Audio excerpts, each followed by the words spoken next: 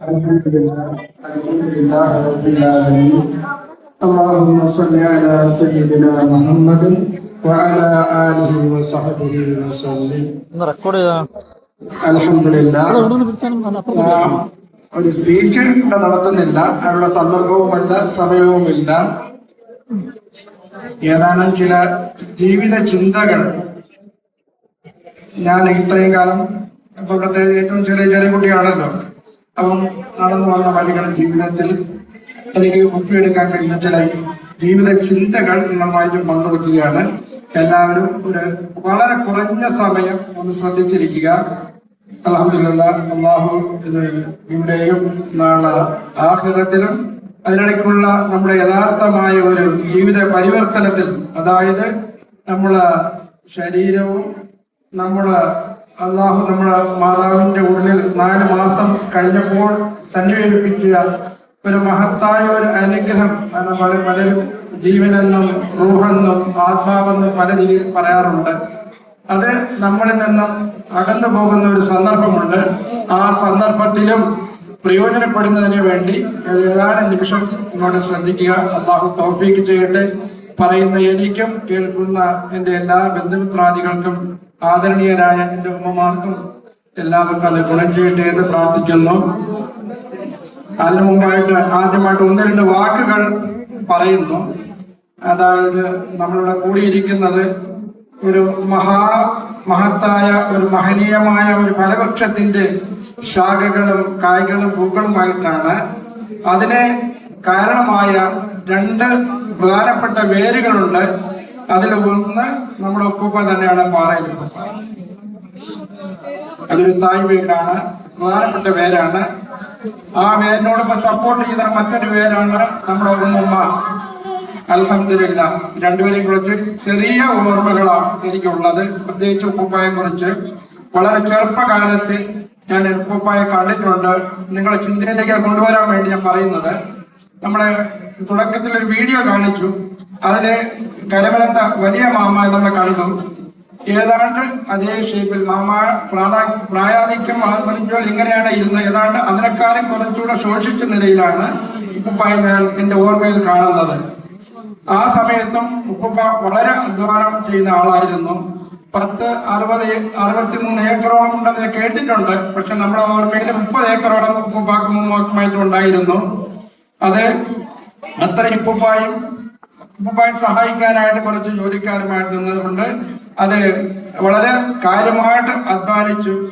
ഉപ്പുപ്പ മരിക്കുന്ന സമയത്ത് ഞാൻ രാവിലെ ആരോടൊക്കെ പറഞ്ഞു, ആ വീട് നിറച്ചും പല സ്ഥലങ്ങളിലായിട്ട് അട്ടികണക്കിന് കുരുമുളകും അതുപോലെ കൊട്ടപ്പാക്കുകളും മരിച്ചിനി ചെത്തി ചീകിയ ഉണക്ക മരിച്ചിനിയുടെ അട്ടികൾ അവിടെ ഇരിപ്പുണ്ടായിരുന്നു. ആ സമയത്താണ് ഇപ്പം മരണപ്പെടുന്നതായിട്ട് എൻ്റെ ഓർമ്മ. വളരെ ചെറിയ ഓർമ്മ. ഒരു ബറാത്ത് ദിവസമാണ് ഇപ്പം മരണപ്പെട്ടത്. അപ്പോൾ എൻ്റെ കരീം മാമ വന്ന് അവിടെ അറിയിച്ചതും പാച്ചലി വന്ന് അറിയിച്ചതും ആ കാര്യങ്ങൾ അങ്ങോട്ട് പറഞ്ഞു കഴിഞ്ഞാൽ എനിക്ക് കൂടുതൽ സംസാരിക്കാൻ പറ്റില്ല. അൽഹംദുലില്ലാ, അങ്ങനെയുള്ളതാണ് എൻ്റെ ഉപ്പപ്പാടെ ഓർമ്മകൾ. വളരെ മുട്ട വെയിലത്ത് അവിടെ വലിയൊരു പാറ ഉണ്ടായിരുന്നു. പാറപ്പുറത്ത് ഇങ്ങനെ ഇപ്പം മരിച്ചും ചെട്ടി ഇടുന്നതും വലിയ മുട്ട വെയിലത്താണ് ഇപ്പോഴും അധ്വാനിക്കുന്നത്. അതെല്ലാം കണ്ടിട്ടുള്ളതാണ്. അവരുടെ അധ്വാന ഫലമായിട്ട് ഹലാലായ ഭക്ഷണം കഴിച്ചുകൊണ്ട് ആ മക്കളുടെ തലമുറകളായിട്ട് നമ്മൾ വന്നത് കൊണ്ടാണ് ഇന്നവിടെ കൂടാൻ ഭാഗ്യം കിട്ടുന്നതെന്ന് വിചാരിക്കുന്നത്. അതുകൊണ്ട് തീർച്ചയായിട്ടും നമ്മുടെ എല്ലാ സമയത്തെ പ്രാർത്ഥനകളിലും നമ്മളെ ഉപ്പുപ്പായെ കുറിച്ച് ഓർക്കുകയും, അതുപോലെ ഉപ്പുപ്പ എനിക്ക് തോന്നുന്നു എൻ്റെ പാച്ചലിയുടെ കൊച്ചുമ്മായും എൻ്റെ ഉമ്മാടെയും വാങ്ങി കഴിഞ്ഞിട്ട് ഉപ്പ മരണപ്പെട്ടെന്നാണ് എൻ്റെ ഓർമ്മ. അസ്മാക്കുട്ടി മുതൽ ഇങ്ങോട്ടുള്ളതെല്ലാം ഉമ്മയാണ്. അപ്പൊ എന്തുമാത്രം ബുദ്ധിമുട്ടുണ്ടായിരുന്നു നോക്കണം. ഇത്തിരി സ്ഥലങ്ങൾ നോക്കി കാര്യമായിട്ടെടുത്ത് അതിൽ നിന്ന് കിട്ടുന്ന വിഭവങ്ങൾ കൊണ്ട് ഈ 5 മക്കളെയും വിവാഹം ചെയ്യുകയും അതിൻ്റെ എല്ലാ സന്താന പരമ്പരയിൽപ്പെട്ട ആൾക്കാരാണ്. പിന്നെ വിവാഹബന്ധപ്പെട്ട കുറച്ച് ആൾക്കാർ നമ്മുടെ കൂടിയിരിക്കുന്നത്.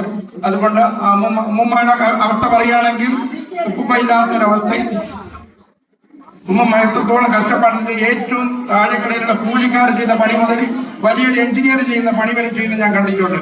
ഒരു സമയം പോലും ഉമ്മ പാഴാക്കിയിട്ടില്ല. അവസാനം വരെ നല്ല ആരോഗ്യത്തിലേക്കും അവസാനം ചെയ്യുന്ന രോഗം വന്നിട്ടാണ് നമ്മൾ ഇവിടെ പറയുന്നത്. അതുവരെയും എല്ലാ മക്കളുടെ എല്ലാ കാര്യത്തിലും, പ്രസവത്തിനായിരുന്നാലും അസുഖങ്ങളായാലും എന്ത് കാര്യത്തിനും മുമ്പ് കൂടി അവിടെ എത്തുന്ന എനിക്ക് നല്ല ഓർമ്മയുണ്ട്. അവർ രണ്ടുപേരെയും ആഹാരമായിട്ട് കഴിക്കാനും കൈകൊണ്ട് വാരി വായിൽ വെച്ച് കാര്യങ്ങളൊക്കെ എനിക്ക് ഓർമ്മിക്കാൻ കഴിഞ്ഞെടുക്കുന്നുണ്ട്. അള്ളാഹു രണ്ടുപേർക്കും അർഹമായ പ്രതിഫലം കൊടുക്കട്ടെ. ഇത് പ്രാർത്ഥിക്കുന്നു. ആ പ്രാർത്ഥനയ്ക്ക് അവർ ആഹാരമാണ്. അവർക്ക് പ്രാർത്ഥിച്ചാൽ മാത്രമേ നമ്മുടെ ജീവിതത്തിൽ ബറക്കത്തുണ്ടാകുകയുള്ളൂ ഞാൻ ഈ സ്ഥലത്തിൽ ഓർമ്മിപ്പിക്കുന്നു. അപ്പൊ അവിടെ വെച്ച് നിർത്തുന്നു. പിന്നെ 2-3 ജീവിത ചിന്തകളുണ്ടെന്ന് ഞാൻ പറഞ്ഞു. അത് പലതും ഞാൻ റംസാൻ മുമ്പായിട്ട് പല 4-5 വോയിസിലിട്ട് എല്ലാവരും അറിയിച്ചിട്ടുള്ള പലരും കേട്ടിരിക്കും. അതില് 2 പ്രധാനപ്പെട്ട കാര്യങ്ങൾ ഞാൻ പറഞ്ഞിരുന്നു. അതായത് നമ്മൾ ഒരു യാത്രയ്ക്ക് പോകുമ്പോൾ യഥാർത്ഥത്തിൽ അത് ഒരു യാത്രയ്ക്ക് പോയി ആളുടെ ലിസ്റ്റ് കൊടുത്താണ്. ആ 2 കാര്യങ്ങൾ ഞാൻ പറഞ്ഞിരുന്നു, പ്രധാനപ്പെട്ട 2 കാര്യം. ആ 2 കാര്യങ്ങൾ ഏറ്റവും പ്രധാനപ്പെട്ട, അതായത് നമ്മൾ യാത്രയ്ക്ക് പോകുമ്പോൾ ആ വണ്ടിയിൽ കയറുമ്പോൾ കണ്ടക്ടർ കം ഡ്രൈവർ എന്ന് പറയുന്നയാള് 2 സാധനം മാത്രമേ കൊണ്ടുപോകാൻ പാടുള്ളൂ. ബാക്കിയൊന്നും നിങ്ങൾക്ക് വലിയ അത്യാവശ്യമുള്ളതല്ല, പോകുന്ന വഴിക്ക് കിട്ടുന്നതാണ്. പക്ഷെ ഈ 2 സാധനം എടുത്തില്ലെങ്കിൽ നിങ്ങൾ പരാജയപ്പെടും. അതുകൊണ്ട് നിങ്ങൾ ആലോചിച്ച് ചിന്തിച്ച് ഏതാണ് 2 സാധനം എടുക്കുന്നതെന്ന് നിങ്ങൾ വിചാരിക്കുക. ആ സാധനം കൊണ്ട് നിങ്ങൾക്ക് മതിയാകും എന്ന് പറഞ്ഞു. അപ്പൊ അതിന് 2 എണ്ണം എഴുതിയിരുന്നത് ആരെങ്കിലും ആൻസർ പറയാൻ ഞാൻ പറഞ്ഞിരുന്നു. അപ്പൊ എന്റെ അനുജൻ അഷറഫാണ് ആൻസർ പറഞ്ഞത്. ആ 2 സാധനങ്ങൾ എന്ന് പറഞ്ഞാൽ ഒന്ന് തഖ്വയും ഒന്ന് ഖുർആനും. ഇത് 2 ഉണ്ടെങ്കിൽ ബാക്കിയെല്ലാം ആയിക്കഴിഞ്ഞു. തഖ്വ എന്ന് പറയുന്ന ഒരു ഊന്നുവടി പോലെയാണ്. ആ ഊന്നുവടിയിൽ പിടിച്ചുകൊണ്ട് ഗൈഡൻസ് എന്ന് പറയുന്ന ഖുർആനുമായിട്ട് നമ്മൾ പോയി കഴിഞ്ഞാൽ എല്ലാം ഖുർആന്റെ വ്യാഖ്യാനമാണ് നബി സല്ലല്ലാഹു അലൈഹി വസല്ലം ജീവിതത്തിൽ. ഇത്രയും മാത്രം നമ്മൾ ചിന്തിച്ചാൽ മതി. അൽഹംദുലില്ലാ എന്നെക്കാലം ശരിക്കും പറഞ്ഞ ഈ കാര്യങ്ങൾ ഇവിടെ ഉള്ള ഇപ്പോൾ പ്രോഗ്രാമും പല കാര്യങ്ങളും പിന്നെ ചിന്തിക്കുകയും എല്ലാം ചെയ്ത ആൾക്കാർക്ക് അവരുടെ ചിന്തകളിൽ ഞാൻ നോക്കിയെടുക്കുമ്പോൾ എന്റെ കാര്യം വളരെ ഫോർവേഡാണ്. പക്ഷെ നമ്മുടെ ജീവിതത്തിൽ പകർത്തുക, നമ്മൾ പറയാനും എടുക്കാനും വേണ്ടി മാത്രമുള്ള അല്ലാതെ ചിന്തിച്ചുകൊണ്ട് എടുക്കുക. അപ്പൊ തഖ്വ എന്ന് പറഞ്ഞാൽ എന്താണ് നമ്മൾ എക്സ്പ്ലെയിൻ ചെയ്ത് കഴിഞ്ഞു. എന്നാൽ കേട്ടിട്ടില്ലാത്തവർക്ക് പലർക്കും അറിയാമെങ്കിലും കേട്ടാത്ത കുഞ്ഞു മക്കൾക്ക് വേണ്ടി ഒന്നുകൂടെ എക്സ്പ്ലെയിൻ ചെയ്യുന്നു. അള്ളാഹുവിന്റെ നിയമാവലികളെ സൂക്ഷിച്ചുകൊണ്ട് നമ്മൾ ഓരോ കാര്യം ചെയ്യുമ്പോൾ, നിസ്സാരം നമ്മൾ ഒരു ഫംഗ്ഷന് പോകുമ്പോൾ ചെരുപ്പൂരി ഇടുകയാണ്, അവിടെ നമ്മൾ ആരുടെയും പുറത്തൂടെ ചെരുപ്പിടാൻ പാടില്ല, അല്ലെങ്കിൽ മറ്റുള്ള ചെരുപ്പ് തട്ടികൾ നമ്മളെ ചെരുപ്പോടെ ഇടാൻ പാടില്ല. അവിടെ വരെയും അള്ളാഹു നമ്മൾ സൂക്ഷിക്കണം. അതുപോലെ നമ്മൾ തുപ്പുമ്പോൾ എങ്ങനെ തുപ്പണം, എവിടെ തുപ്പണം, അതുപോലെ ഇതെല്ലാമാണ്. ഇതെല്ലാം ജീവിതത്തിലെ എല്ലാ കാര്യങ്ങളും ഇസ്ലാമുണ്ട്. അല്ലാതെ വെറും 5 കാര്യങ്ങൾ മാത്രം, കലിമയും നമസ്കാരവും നോമ്പും സകാത്തും ഹജ്ജും മാത്രമല്ല, ഇതെല്ലാ കാര്യങ്ങളും കൂടെ ചേർന്നാണ് ഇസ്ലാം. ഈമാനിൽ നമ്മൾ പഠിച്ചിരുന്ന 73 ശാഖകളുണ്ട്. അതിൽ കുറെ എണ്ണം നമ്മളെ വാക്കുകളോട് പറയുന്നതും കുറച്ച് മനസ്സ് ഹൃദയത്തിലുള്ളതും അതുപോലെ കുറച്ച് പ്രവൃത്തിയിലുമാണ്. ഇങ്ങനെ 3 തരത്തിൽ 73 തരത്തിലുണ്ട്. ഇതിൽ ഏറ്റവും ഈ താഴെക്കടയിലെടുത്ത് നമ്മൾ പോകുന്ന വഴിയിൽ എന്തെങ്കിലും ഒരു ചെറിയൊരു തടസ്സം കിടന്നാൽ മാറ്റുക എന്നുള്ളതാണ്. അപ്പൊ അതുവരെ നമ്മൾ ഈമാൻ ഉൾക്കൊണ്ടുകൊണ്ട്, അതുപോലെ ഈമാൻ ഓരോ കാര്യങ്ങൾ ചെയ്യുമ്പോഴും ഇത് നമ്മളെ മനസ്സിലുണ്ടാകും. അപ്പോൾ അതാണ് നമ്മൾ ദിക്ർ അള്ളാഹുവിനെ കുറിച്ചുള്ള ദിക്റാണത്. അള്ളാഹുവിന് ഏറ്റവും ഇഷ്ടപ്പെട്ട കാര്യമാണ്. അപ്പൊ അത് നമ്മൾ പാലിക്കുക. അപ്പൊ നമ്മളെ താഴെയുള്ള തലമുറകൾ പഠിക്കാൻ കാരണമാകും. അതുപോലെ പിന്നെ വേറെ പ്രധാനപ്പെട്ട കാര്യം നമ്മൾ പറഞ്ഞ ആരോഗ്യ സംരക്ഷണമാണ്. ഒരുപാട് കാര്യങ്ങൾ പറയാനുണ്ട്, പക്ഷെ പറയാനുള്ള അവസരമല്ല ഇത്. ആരോഗ്യ സംരക്ഷണം നമുക്ക് ഞാൻ പറഞ്ഞതുപോലെ ഉമ്മയുടെ വയറ്റിൽ 4 മാസം കിടന്നിട്ട് നമുക്ക് അള്ളാഹു നിഅമത്ത് തന്നു. അതിനാണ് നമ്മൾ ജീവൻ എന്ന് പറയുന്നത്. ആ ജീവനോട് കൂടിയാണ് 9-10 മാസം നമ്മൾ വെളിയിലേക്ക് വരുന്നത്. അതോടുകൂടി നമ്മൾ പരിചയമില്ലാത്ത ഈ ലോകത്ത് ഇങ്ങനെ കുറെ കാലം ഇവിടെ ജീവിക്കാനുള്ള അവസരം അള്ളാഹു തരികയാണ്. അവിടെ പോകുമ്പോൾ നമ്മളെന്ന് പറയുന്നത് ഈ ശരീരമല്ല, നമ്മൾ ഈ ഇട്ടിരിക്കുന്ന വസ്ത്രം പോലെയോ ഉടുപ്പ് പോലെയാണ് നമ്മുടെ ശരീരം. നമുക്കറിയാം ഈ ശരീരം ഒന്ന് ഉപേക്ഷിച്ച് പോകുന്ന വേറൊരു മഹത്തായ സ്ഥാനമുണ്ട്. അതാണ് നമ്മുടെ ജീവൻ അല്ലെങ്കിൽ റൂഹ് എന്നൊക്കെ പറയുന്നത്. എന്താണെന്ന് അള്ളാഹു മാത്രമേ, നബി സല്ലല്ലാഹു അലൈഹി വസല്ലം പോലും പറഞ്ഞിട്ട് കൊടുത്തിട്ടില്ല എന്താണെന്ന് ചോദിച്ചാൽ അത് എന്നിൽ നിന്ന് ഒന്നാണെന്ന് മാത്രം നിങ്ങൾ പറയുക എന്നേ നബി സല്ലല്ലാഹു അലൈഹി വസല്ലം പറഞ്ഞു. അപ്പൊ എന്താണെന്ന് ശാസ്ത്രലോകത്തിനും അറിയില്ല, ആർക്കും അറിയില്ല. എന്തോ ഒന്ന് ഇവിടുന്ന് വിട്ടുപോകുന്നു, എന്തോ ഒന്ന് വന്നു വരുമ്പോൾ ജീവൻ വെച്ചു. അപ്പോഴേക്കും നമ്മൾ അനക്കാൻ നമ്മുടെ വെയിറ്റ് കിടന്ന് അനങ്ങും. അവസാനം നമ്മൾ ആ സമയമാകുമ്പോൾ ഈ ലോകത്തേക്ക് ജാതരാകും. അത് കഴിഞ്ഞ് ഒരു കാലഘട്ടം അള്ളാഹു തരുന്ന ഒരു കാലഘട്ടം വരെ നമ്മൾ ജീവിക്കും. അത് കഴിയുമ്പോഴേക്കും ഈ സാധനം, ഈ മഹത്തായ അള്ളാഹുവിന്റെ ആ തന്ന ആ നിഅമത്ത് ഗിഫ്റ്റ് നമ്മുടെ നേരത്തെ മാറ്റപ്പെടും. ആ സമയം മരണം എന്ന് പറയുന്നത്. അപ്പൊ നമ്മൾ ചെന്നിട്ട് പാപ്പ മരിച്ചു, ഉമ്മ മരിച്ചു, ആ ശരീരത്തെ നോക്കിക്കൊണ്ടാണ് നമ്മൾ വിലപിക്കുന്നത്. ഒരിക്കലും ആ ശരീരമല്ല, നമ്മളെന്ന് പറയുന്നത് വേറൊരു സാധനമാണ്, വേറൊന്നാണ് നമ്മളെന്ന് പറയുന്നത്. നമ്മളെ ഉൾക്കൊണ്ട് നടക്കാൻ ഈ ലോകത്തെ അനുയോജ്യമായ ഒരു സംഭവമാണ്, ഒരു വാഹനമാണ് നമ്മുടെ ശരീരം എന്ന് പറയുന്നത്. നമ്മളെ വാഹനത്തിൽ യാത്ര, വാഹനം നമ്മൾ ഓടിക്കുകയാണെങ്കിൽ എന്ത് ചെയ്യും, നമ്മൾ ഓയിൽ ചേഞ്ച് ചെയ്യും, സർവീസ് ചെയ്യും, എല്ലാം ചെയ്ത്, അല്ലെങ്കിൽ പഠിച്ച് ബ്രേക്ക് ഡൗൺ ആകും. ആ ബ്രേക്ക് ഡൗൺ നമുക്ക് മുമ്പോട്ട് പോകാൻ സാധ്യമല്ല. അതേപോലെ നമ്മുടെ ശരീരത്തെ സൂക്ഷിക്കേണ്ട എന്നുള്ള ഒരു അമാനത്താണ്. അള്ളാഹു അത് എങ്ങനെ സൂക്ഷിക്കണമെന്ന് നമ്മളെ പഠിപ്പിച്ചിട്ടുണ്ട്. അതിന് ഞാൻ വളരെ പണ്ട് കേട്ടിട്ടുള്ള ഒരു കാര്യമാണ്. നബി സല്ലല്ലാഹു അലൈഹി വസല്ലം പറഞ്ഞ എന്റെ വാപ്പ എന്നെ പറഞ്ഞിട്ടുണ്ട്, ഉസ്താദ്മാർ പറയുന്നത് കേട്ടിട്ടുണ്ട്. എന്താണ്? വിശക്കുമ്പോൾ മാത്രം ആഹാരം കഴിക്കുക, അതിൽ സെലക്ട് ചെയ്ത് നല്ല ഭക്ഷണം കഴിക്കുക, അല്പം വിശപ്പ് അവശേഷിക്കുമ്പോൾ അത് നിർത്തുക.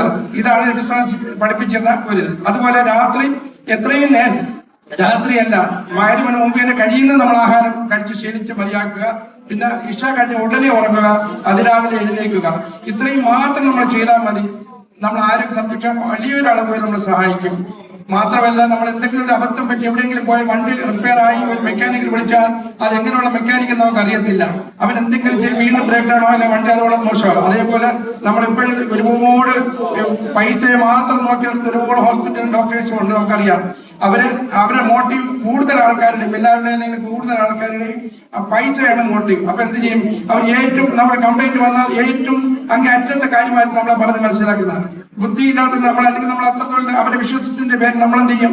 നമ്മൾ ഏറ്റവും കൂടിയ അസുഖമായിരിക്കും നമ്മൾ മനസ്സിലാക്കുന്നത്. ഇപ്പോൾ ഒരു ഗ്യാസിന്റെ ഒരു അസുഖം, ഉടനെ ഹാർട്ട് പരിശോധിക്കും. പിന്നെ നമ്മൾ ചിന്ത മുഴുവൻ അതിലേക്കായി, അതായിരിക്കും ആദ്യം ചെയ്യുന്നത്.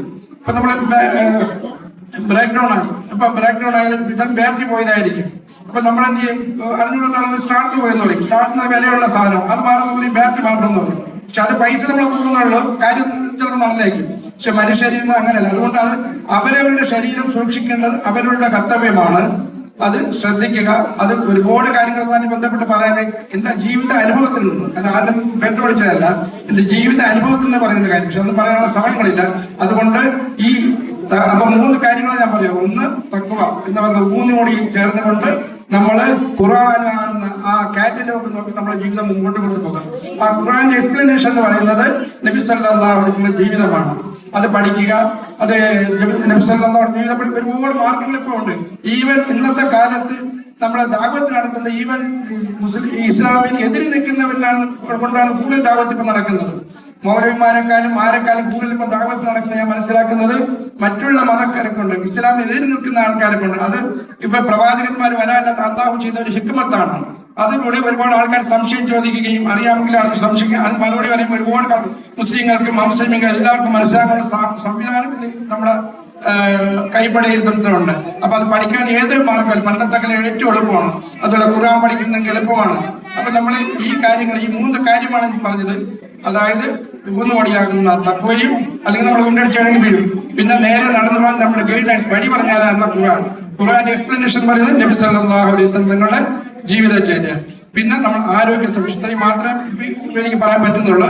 ഇത് നിങ്ങളുടെ വസിയത്തായിട്ട്, ഒരു ഉപദേശമായിട്ട്, ഒരു ജീവിത ചിന്തയായിട്ട് മനസ്സിൽ എടുത്തുകൊണ്ട് ഈ കാര്യങ്ങൾ ചിന്തിച്ചുകൊണ്ട് പോകല്ല. ഒരുപാട് കാര്യങ്ങൾ പഠിച്ചിട്ട് കാര്യമില്ല. ഇത് ഇത്ര ആയി കഴിഞ്ഞാൽ ബാക്കി എല്ലാമായി.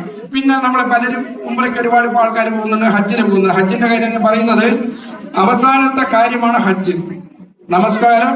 അപ്പൊ നമസ്കാരം എല്ലാവർക്കും മിക്കവാറില്ല നമസ്കാരം. അൽഹംദുലില്ലാഹ് പാറയിൽ കുടുംബത്തിന്റെ എല്ലാ അംഗങ്ങൾക്കും നമസ്കാരം ഉണ്ട്, നമുക്ക് തിരിക്കണമെന്ന് അറിയാം. പക്ഷെ നമ്മുടെ നമസ്കാരം ശരിയാണെന്ന് നമ്മൾ ചിന്തിക്കുക. അതിന്റെ കാര്യങ്ങൾ, ഓരോ കാര്യങ്ങൾ, പ്രത്യേകിച്ച് 2 സുജൂദിനടുത്തുള്ള 7 വാക്യങ്ങൾ, ഇതിന്റെ അർത്ഥങ്ങൾ പഠിച്ചുകൊണ്ട് നമ്മളത് ഹൃദയത്തിൽ ഉൾക്കൊണ്ടുകൊണ്ട് നമസ്കാരത്തിന്റെ ആസ്വാദ്യം നമ്മൾ മനസ്സിലാക്കുക. അതുപോലെ തന്നെ നോമ്പ് തഖ്വ ഉണ്ടാക്കിയെടുക്കുന്നതാണ് നമുക്ക് നോമ്പ് തരുന്നത്. തഖ്വ ഉണ്ടാക്കിയെടുക്കുന്നതാണ് നമുക്ക് നോമ്പ്. തഖ്വ എന്ന് ഞാൻ പറഞ്ഞു കഴിഞ്ഞു. പിന്നെയുള്ള പൈസ ഉള്ളവർ ദാനം കൊടുത്താൽ മതി. ദാനമോ സക്കാത്തോ കൊടുക്കാം. പൈസ ഉള്ളവർ, പിന്നെ പൈസ ഇല്ലാത്തവർക്ക് അത് ആവശ്യമില്ല. അതുപോലെ പൈസയും കഴിവും ആരോഗ്യം ഹജ്ജ് ചെയ്യാം. പക്ഷെ ഹജ്ജ് ചെയ്യുന്നത് ശ്രദ്ധിക്കുക, അതിനു മുമ്പുള്ള എല്ലാ കാര്യങ്ങളും പരിപൂർണമാക്കിയിട്ട് മാത്രമേ ഹജ്ജ് ചെയ്യാൻ പാടുള്ളൂ. പരമാവധി നമ്മുടെ കഴിവിന്റെ പരമാവധി അതിനുവേണ്ടി നമ്മൾ ശ്രദ്ധിച്ചിട്ട് ഹജ്ജ് ചെയ്യുക. എന്നാലേ ഹജ്ജിനോട് പ്രയോജനമുള്ളൂ. അത് പ്രത്യേകം ഇതിനോട് പറയുന്നുണ്ട്. അള്ളാഹു കേട്ട കാര്യങ്ങളെ മനസ്സിലാക്കി പഠിച്ച് അമൽ ചെയ്യാൻ തൗഫീഖ് എനിക്കും മറ്റെല്ലാവർക്കും തരട്ടെ. അതിന് മുമ്പായിട്ട് ഞാൻ അന്ന് ഒരു ഗിഫ്റ്റ് പോലെ പറഞ്ഞിരുന്നു, ഈ ആൻസർ കണ്ടുപിടിക്കുന്നവർക്ക് ഒരു ചെറിയ ഗിഫ്റ്റ് കൊടുക്കണം. എന്നിട്ട് അഷ്റഫ് വന്ന് ഒരു ചെറിയൊരു ഗിഫ്റ്റ് തരാൻ ആഗ്രഹിക്കുന്നുണ്ട്. അഷ്റഫ് ഒന്ന് ഇങ്ങോട്ട് വരണം.